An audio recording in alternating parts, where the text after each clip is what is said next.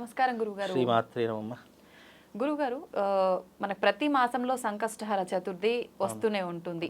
మరి ఈ మాసంలో వచ్చే సంకష్టహర చతుర్థికి ఏదైనా ప్రత్యేకత ఉందా? ఆ రోజు మనం ఎటువంటి కార్యక్రమాలు చేయాలి? ఎటువంటి విధి విధానాలు పాటించాల్సి ఉంటుంది గురుగారు? తప్పకుండా తెలియజేస్తారమ్మా. ముందుగా ప్రేక్షకులందరికీ శ్రీమాత్రే నమః, శ్రీ గురుభ్యో నమః. గజాననం భూతగణాదిసేవితం కపిత్రజం జంబూఫలసార భక్షణం ఉమాసుతం శోక వినాశకారకం నమామి విఘ్నేశ్వర పాద పంకజం. శ్రీ గణేశాయ నమః. సంకష్టహర చతుర్థి అనేటటువంటిది మన సంకష్టములను దూరం చేసుకోవడానికి, అంటే ప్రతి మనిషికి భూమి మీద పుట్టిన ప్రతి జీవరాశికి కష్టం అనేటటువంటిది, నష్టం అనేటటువంటిది ఎప్పుడో ఏదో ఒక సందర్భంలో ఏర్పడుతూనే ఉంటుంది.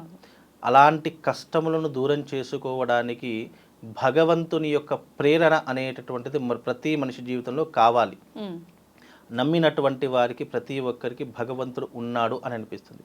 నమ్మలేనటువంటి వారికి ఏది కంటికి కనిపించినా ఇది ఎంతవరకు వాస్తవము అని పరిశోధన చేసి మరి దానిని వినియోగించుకునేటటువంటి వారు చాలామంది ఉంటారు. ఏది ఏమైనప్పటికీ కూడా సనాతన ధర్మమునందు విశ్వసించేటటువంటి వారికి ప్రతిదీ కూడా దైవికంగా కనిపిస్తూ ఉంటుంది. అలాగే ఈ సంకష్టహర చతుర్థి అనేటటువంటిది వినాయకుడికి సంబంధించినటువంటిది. అలాగే ఈ సంకష్టహర జ్యేష్ఠ మాసంలో వచ్చే సంకష్టహర చతుర్థి పరమ పవిత్రముగా భావన చేసుకోవాలి. ఎందుకు అంటే ఈ జ్యేష్ఠ మాసంలో వచ్చే సంకష్టహర చతుర్థి ఎవరైతే వినియోగించుకుంటారో వారికి 100% సకల కష్టములు, బాధలు, ఇబ్బందులు, అలాగే వచ్చేటటువంటి ఏవైతే విపత్తులు ఉన్నాయో, ఆపదలు ఉన్నాయో వాటన్నిటినీ కూడా తొలగించుకోవడానికి ఈ సంకష్టహర చతుర్థి చాలా పరమ పవిత్రమైనటువంటి చతుర్దశిగా భావన చేస్తాం. ఈ సంకష్ట చతుర్థి నాడు చాలామంది విఘ్నేశ్వరుని యొక్క ఆరాధన చేసుకోవాలి. అంటే విఘ్నేశ్వరుడు దేనికి కారకుడు అని అంటే కనుక విఘ్నములను దూరం చేసేటటువంటి వాడు విఘ్నేశ్వరుడు అని. విఘ్నములు అంటే ఏంటి? ఆటంకాలు. జీవితంలో మనం ఎన్నో రకాలైనటువంటి కార్యకలాపాలు చేస్తూ ఉంటాం.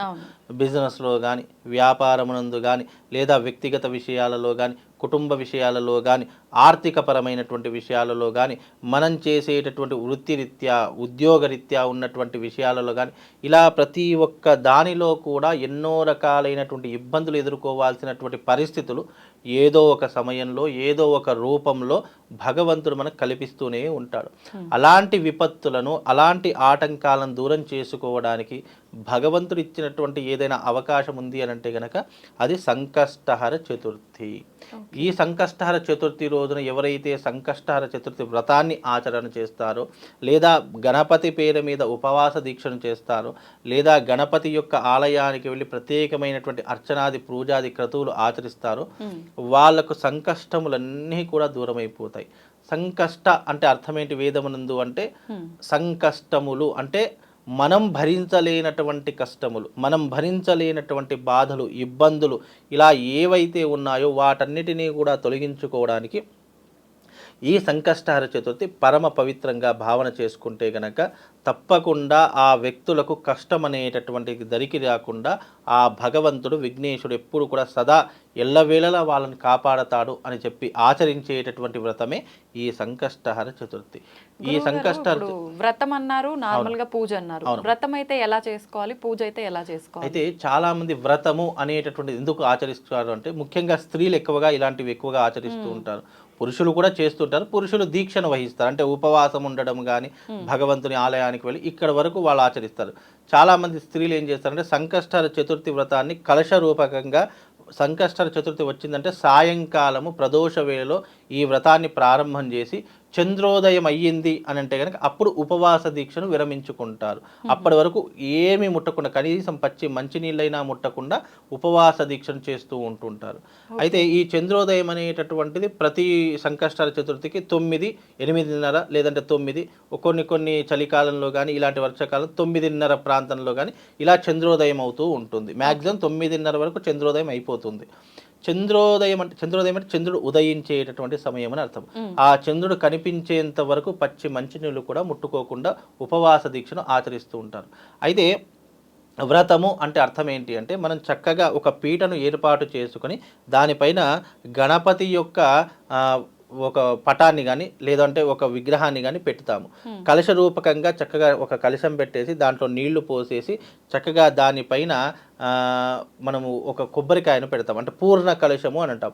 పూర్ణ కలశాన్ని స్థాపన చేసి ఆ పూర్ణ కలశాన్ని గణపతి యొక్క స్వరూపంగా భావన చేసి దానికి షోడశోపచార పూజ, గణపతి పూజ, గణపతి యొక్క విగ్రహానికి అభిషేకాది క్రతువులు ఇలా ఆచరణ చేసుకుని ఒక వ్రతంలా మళ్ళీ గణపతికి సంకష్ట చతుర్థికి సంబంధించినటువంటి వ్రత కథ కూడా ఉంటూ ఉంటుంది.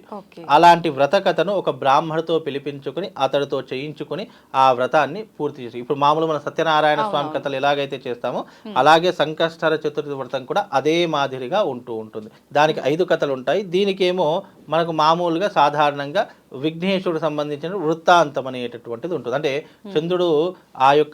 చంద్రుడు ఎప్పుడైతే గణపతిని కుడుములు ఉండ్రాలు తినేటప్పుడు చూసి నవ్వుతాడో అతని పొట్ట పగిలిపోతూ ఉంటుంది. ఆ కథను ఎప్పుడైనా విన్నారా? అలా విన్నప్పుడు ఏమవుతుందంటే ఎప్పుడైతే చంద్రుడిని అంటే ఈ యొక్క చంద్రోదయం సమయంలో చంద్రుడిని చూస్తారో ఆ చంద్రుడిని చూసేటటువంటి సమయంలో అందరికీ నీలాపనిందలు వస్తాయి అనేటటువంటి ఒక భావనతో అంటే ఇది ద్వాపర యుగంలో శ్రీకృష్ణుడు చంద్రుడిని చూస్తే గనక అతనికి నీలాపనిందలు వస్తాయి. శమంతకమణి అనేటటువంటిది ఒక నీలాపనింద వస్తుంది. శ్రీకృష్ణుడు ఎత్తుకుపోయాడు అనేటటువంటి నీలాపనిందలు, అది జాంబవంతుడి దగ్గర ఉంటుంది శమంతకమణి. ఆ సమయంలో జాంబవంతుని యొక్క కుమార్తెను మళ్ళీ కృష్ణుడు వివాహం చేసుకుని శమంతకమణిని తీసుకొని నీలాపనిందలు తొలగించాడు. అంటే ఆయన కూడా సంకష్టహర చతుర్థి వ్రతాన్ని ఆచరణ చేశాడు శ్రీకృష్ణుడు. అందుకే ఈ సంకష్టహర చతుర్థి పరమ పవిత్రంగా భావన చేసుకుంటాం. ఈ సంకష్టహర చతుర్థి ఎందుకు చేసుకోవాలంటే వివాహం కానటువంటి వాళ్ళు, సంతానం లేనటువంటి వాళ్ళు, అలాగే ఆర్థికపరమైనటువంటి ఇబ్బందులతో బాధపడుతున్నటువంటి వారు ఒక 5 సంకష్ట చతుర్థులైనా సరే ఈ వ్రతాన్ని గనక ఆచరిస్తే వాళ్ళకున్నటువంటి ఇబ్బందులు కానీ సమస్యలు కానీ అన్నీ కూడా పటాపంచలైపోయి విఘ్నేశ్వరుడు యొక్క సకలమైనటువంటి అనుగ్రహము వాళ్లకు కలుగుతుంది. అందుకే ఈ సంకష్టహర చతుర్థి పరమ పవిత్రంగా భావన చేసుకుంటాం. నమ్మి చేస్తే మనకి ఏదైనా కూడా సక్సెస్ అవుతుంది. నమ్మకుండా చేస్తే ఏమవుతుందంటే కర్మ ఫలితాన్ని అనుభవించుకుంటూనే వెళ్తాడు. దేవుడు లేడు అనేటటువంటి వాళ్ళకి దేవుడు ఏమి ఇబ్బంది పెట్టడు, కాకపోతే తన యొక్క కర్మ ఫలితాన్ని అనుభవించుకుంటూ వెళతాడు. అంతే తప్ప జీవితంలో ఏ మార్పు ఉండవు. పుట్టాము, పెరిగాము, మన పని మనం చేసుకున్నాము, తర్వాత చనిపోయాం, ఈ 3 ఉంటాయి. కానీ దైవాన్ని నమ్ముకున్నటువంటి వారికి ఆపదలు వచ్చినప్పుడు ఆ దైవం అనేటటువంటిది ఏదో ఒక రూపంలో సహాయ సహకారం తప్పకుండా 100% అందిస్తుంది. అందించదు అనే కాన్సెప్ట్ ఉండదు. తప్పకుండా మనకు కష్టం వచ్చినప్పుడు, ఆపద వచ్చినప్పుడు, ఇబ్బంది వచ్చినప్పుడు ఎవరు మనకు ఆదుకోలేనటువంటి వారు, ఎవరు మనకు సహాయం చేసేవారే కనిపించలేదు అనుకున్నప్పుడు ఆ సమయంలో భగవంతుడు ఏదో ఒక రూపంలో వచ్చి మనల్ని 100% కాపాడుతాం. అందుకే ఈ పూజాది క్రతువులు ఆచరించమని చెప్తాము, యజ్ఞ యాగాదులు చేయమని చెప్తాము, భగవంతుని యొక్క ఆలయానికి వెళ్ళమని చెప్తాము. భగవంతుడు అంటే నమ్ము అని ఎందుకని చెప్తాము అంటే ఇలాంటి సందర్భాలు వచ్చినప్పుడు, ఇలాంటి మనకు ప్రతి ఒక్క రోజులో తిథి, వార, నక్షత్ర, ముహూర్త, యోగకరణములు అనేటటువంటివి మనకు ఎప్పుడూ కూడా ఏమవుతాయి అంటే మనిషి ఉపయోగించుకుంటే గనక వాటిని ఒక మనిషి ఏది అనుకుంటే అది తప్పకుండా జరిగేటటువంటి అవకాశము ఆ యొక్క పుణ్య ఫలితం వల్ల కలుగుతుంది. అందుకే సంకష్టహర చతుర్థి ఎందుకు వచ్చింది, ఎందుకు మానవుడు మనిషి అనేటటువంటి వాడు వినియోగించుకోవాలంటే నీ జీవితంలో ఏ కష్టం రాకుండా, నీ జీవితంలో ఎప్పుడూ కూడా ఇబ్బందులు రాకుండా, ఆపదలు రాకుండా, ఎవరో కంటికి కనిపించినటువంటి వ్యక్తి కూడా నీకు హాని చేద్దాము అని అనుకున్నప్పుడు ఆ యొక్క ఏదైతే నెగిటివ్ ఎనర్జీ ఉంటుందో నీ దాకా రాకుండా కాపాడేటటువంటిదే ఈ సంకష్టహర చతుర్థి. కనుక ఈ సంకష్టహర చతుర్థి అనేటటువంటిది ప్రతి ఒక్క మనిషి వినియోగించుకోవాలి. నీకు జీవితంలో ఏదైనా ఆపదలు ఉన్నాయి, నేను ఏం చేయాలో నాకు తెలియడం లేదు, సంకష్టహర చతుర్థిని ఉపయోగించుకో. దాని ద్వారా నీకు అనుకున్న పనులన్నీ కూడా సకాలంలో పూర్తయిపోతాయి.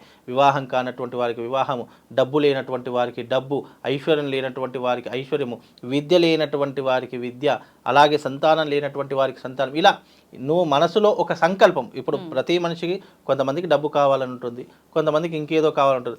నీ మనసులో ఏ సంకల్పం కోసం నువ్వు వ్రతం చేయాలి అని అనుకుంటున్నావు అది పూర్తి నమ్మకంతో, విశ్వాసంతో ఆచరించుకుంటే తప్పకుండా మీరు అనుకున్నటువంటి కోరిక ఆ విఘ్నేశ్వరుడే మీ చేత్తో పూర్తి చేయించేటటువంటి బాధ్యత ఆయన తీసుకుంటాడు. కనుక ఆయన నమ్ముకున్నటువంటి వారికి ఈ సంకష్టహర చతుర్థి పరమ పవిత్రంగా భావన చేసుకొని నమ్మి ఆచరణ చేసుకోండి, అనుకున్న పని ఇట్టే అయిపోతుందమ్మా. సంకష్టహర చతుర్థి పూజా విధానం అనేసరికి చాలా మందికి డౌట్ వస్తుంది. చేయాలనుకుంటారు కానీ వ్రతం అంటారు, వ్రతం అనగానే ఎన్ని వారాలు చేయాలి, ఏంటి అసలు ఇంట్లో పూజ ఎలా చేసుకోవాలి, చాలా సందేహాలు చక్కగా తెలియజేశారు గురుగారు. ధన్యవాదాలు.